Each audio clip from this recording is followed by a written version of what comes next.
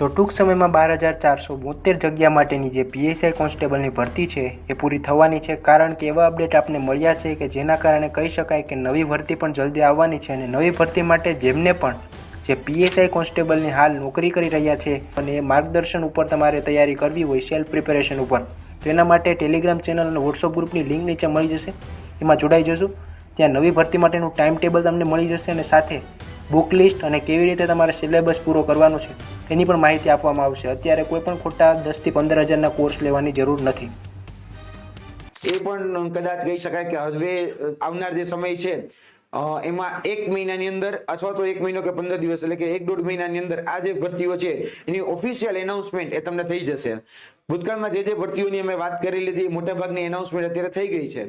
હવે ઘણા બધા વિદ્યાર્થીઓ જે છે એ એલઆરડી લોકરક્ષક દળનું જે મેરિટ યાદી છે એને લઈને સતત મેસેજ કરતા રહેતા હતા કે સાહેબ એલઆરડી નું મેરિટ જે છે એ તમારા અંદાજ પ્રમાણે તમે જે વાત કરી થોડા સમય પહેલા ટ્વિટરના માધ્યમથી કે ભાઈ એલઆરડી નું મેરિટ થોડું ઊંચું રહી શકે છે. જે અલગ અલગ સંસ્થાઓ દ્વારા જે મેરિટ યાદી જે મૂકવામાં આવી હતી 80 થી લઈ 110 સુધીની જે મેરિટ યાદી મૂકવામાં આવી હતી, તો તેમાં દરેક મિત્રોને ખાસ કહેવાનું કે મારું જે અનુમાન છે એ વ્યક્તિગત રીતે હું જોવા જાઉં અને મારું ઓબ્ઝર્વેશન જે મારા સોશિયલ મીડિયાના ચાલતા ગ્રુપો, ત્યારબાદ જે અંગત રીતે હું જેને ઓળખું છું વ્યક્તિગત રીતે, બરાબર છે, એ વ્યક્તિગત સંપર્કો અને જે લોકો ઘણા સમયથી તૈયારી કરતા હોય એ મારી સાથે જે સંકળાયેલા હોય, તો તેના માધ્યમ પ્લસ મારું જે જ્ઞાન સારથી જે પ્લેટફોર્મ છે તેમાં જે પોલ મૂકેલા હતા, અન્ય ચેનલોના જે પોલ હતા, તો એ પણ મેં ઓબ્ઝર્વેશન કરવાનો પ્રયત્ન એમાં પણ કરેલો છે. બધા જ આ દ્રષ્ટિકોણ જે છે એ બધા ડાયમેન્શન જે છે એ ડાયમેન્શનના આધારે મને વ્યક્તિગત રીતે એવું લાગે છે કે 110 ઉપર જે મેરિટ યાદી જે લોકો કહી રહ્યા છે, તો એની આજુબાજુમાં મારો જે કહી શકાય કે અંદાજ જે છે એ 113 ની આજુબાજુનો છે. 113 પ્લસ જેને જનરલનો જેને સ્કોર હોય એનો સેફ ગણી શકાય. 113 ની આજુબાજુનો જે સ્કોર છે 113 પ્લસ એ સેફ સ્કોર જે છે એ ગણી શકાય છે. પ્લસ માઇનસ ઘણી વખત લોકો કહેતા હોય તો હું કહી દઉં કે ભાઈ મને 2 માર્ક એ પ્લસ માઇનસ લાગે છે, એનાથી વધારે માર્ક પ્લસ માઇનસ લાગતા નથી. મોટા ભાગનો જે વર્ગ જે છે મોટા ભાગનો વર્ગ એ 105 થી લઈ 110 સુધીમાં મોટા ભાગનો વર્ગ એ સતત પ્રશ્ન પૂછતો રહેતો હોય છે, સાહેબ અમારું શું થશે.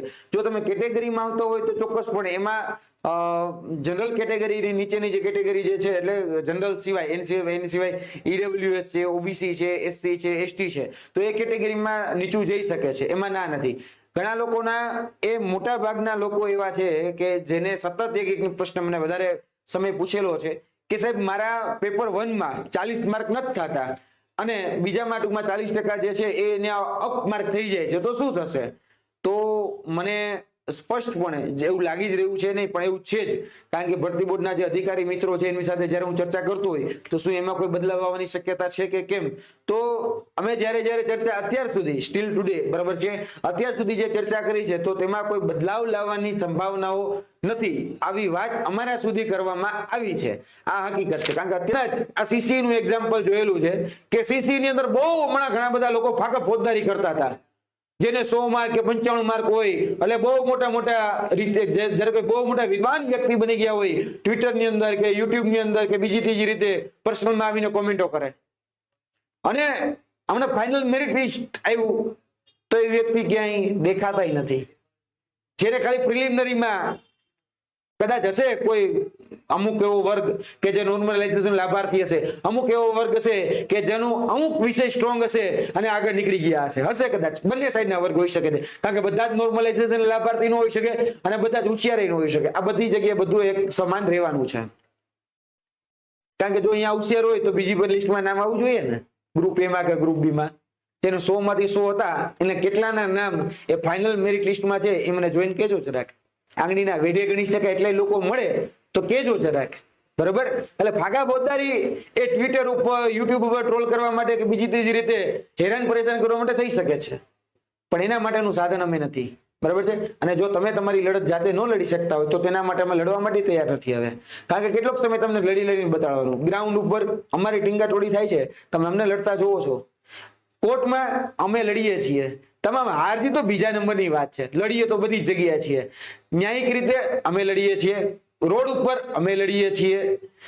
આ મોટા ભાગની જે પદ્ધતિ છે એમાં વિરોધ કર્યો તો ભરતી બોર્ડ સામે અમે લડીએ. આ સરકાર 162 ની છે, ઉપર એ છે નીચે એ છે, છતાંય અમે લડીએ. તો તમને તમારો સ્વાર્થ સાધવા માટે તમે ગ્રાઉન્ડ ઉપર ન આવી શકતા હોય એઝ એ પીડિત તરીકે, કારણ કે તમે કેવું માનો છો કે સાહેબ હું બહુ પીડિત છું, મારે બહુ હેરાન પરેશાન થઈ ગયો છું, મને તાવ આવ્યો છે, પણ મારા બદલાની દવા તમે લઈ આવો તો એ નહીં હાલે. અમે તમને આંગળી પકડીને કદાચ ડોક્ટર સુધી લઈ જવા તૈયાર છીએ, પણ તમે જ જો ન આવવા માંગતો હોય, તમે ઘરે બેસીને દવા લેવા માંગતો હોય, તેના માટે તમને નથી. બરોબર?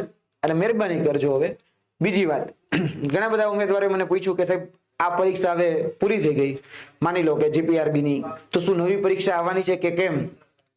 તો હા, નવી પરીક્ષા આવી શકે છે. ક્યારે? તો કે ભાઈ ઇલેક્શન જ્યારે આવવાનું છે એની પહેલા. ઇલેક્શન ક્યારે આવવાનું છે? 2027 માં. તો એની પહેલા ક્યારે આવી શકે? 2026 ના મિડ અથવા અંતમાં. એટલે 2026 માં નવી કોન્સ્ટેબલ અને પીએસઆઈ એએસઆઈ એ આવવાની છે. તૈયારી રાખજો. એમાં પણ હું સારા સમાચાર તમને બહુ આપીશ, કારણ કે તમે જેની આતુરતાપૂર્વક રાહ જોવો છો એ સમાચાર મારી જોડે તો છે, પણ યોગ્ય સમયે એ સમાચાર આપીશ તમ તારે. એમાં બેફિકર રહેજો, નિશ્ચિંત રહેજો. આપણે ઓલરેડી વિડીયો બનાવેલો છે ડોક્યુમેન્ટ વેરિફિકેશન વિશે અને મેરિટ વિશે પણ છતાં જો ફાઇનલ આન્સર કે આવી છે અને એમાં 2 પ્રશ્ન રદ કરવામાં આવ્યા છે, પણ હવે કોઈ એવો પ્રશ્ન નથી સુધારવાના કે રિવાઇઝ આન્સર કી નથી આવવાની. હવે ડાયરેક્ટ 2 ગણા યાદીની ડીવી લિસ્ટ આવવાની છે અને ત્યારબાદ એ ડીવી લિસ્ટ લાંબા ગાળે ચાલવાનું છે અને ત્યારબાદ જે ફાઇનલ મેરિટ આવે એમાં જેમનું નામ આવશે એ લાગી જશે. અને નવી ભરતી જ્યારે ચૂંટણી આવવાની છે, જેવી રીતે વિડીયોમાં યુવરાજસિંહ જાડેજાએ કીધેલું છે કે ચૂંટણી આવશે એટલે 2026ના મિડમાં અથવા તો 2027 સુધીમાં ભરતી આવી જશે નવી.